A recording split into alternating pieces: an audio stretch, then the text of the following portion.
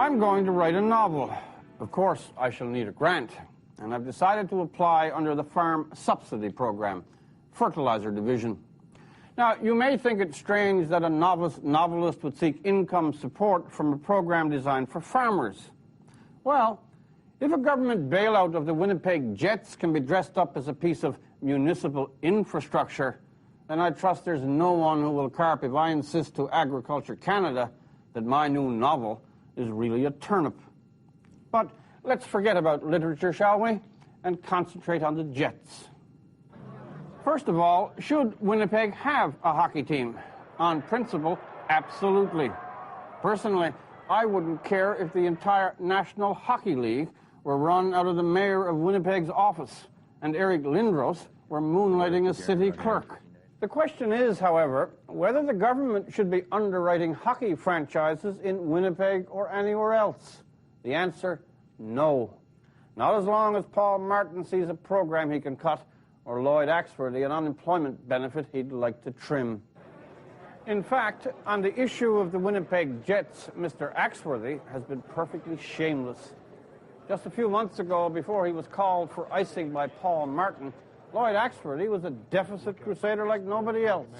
But then the hometown hockey team looked for a moment like it might go south, and Mr. Axworthy unclenches the tight fist of the finance minister and finds a quick $20 million to keep it in Winnipeg.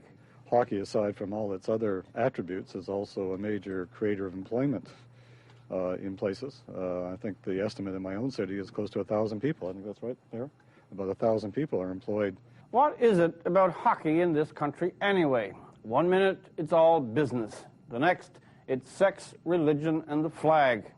We can close schools, rejig Medicare, chop transfer payments, and shrink UI.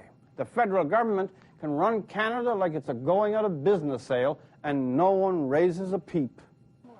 But then a private businessman wants to take his locker room full of millionaires and drop them in another city, and 10,000 people take to the streets.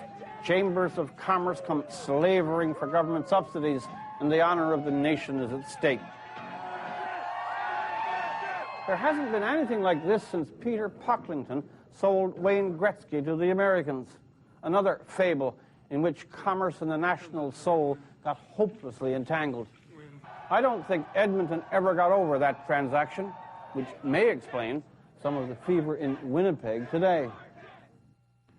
Professional hockey is a business and nothing but a business. Players and owners, it's nothing but capitalism on ice. The dollar sign, not the maple leaf, is the natural flag of the NHL. And it just won't do to put on the poor mouth when it suits them and come at us as citizens to bail them out. We're customers, not citizens in this business.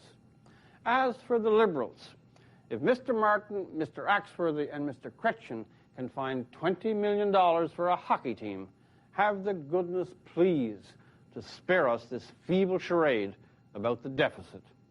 I'm Rex Murphy.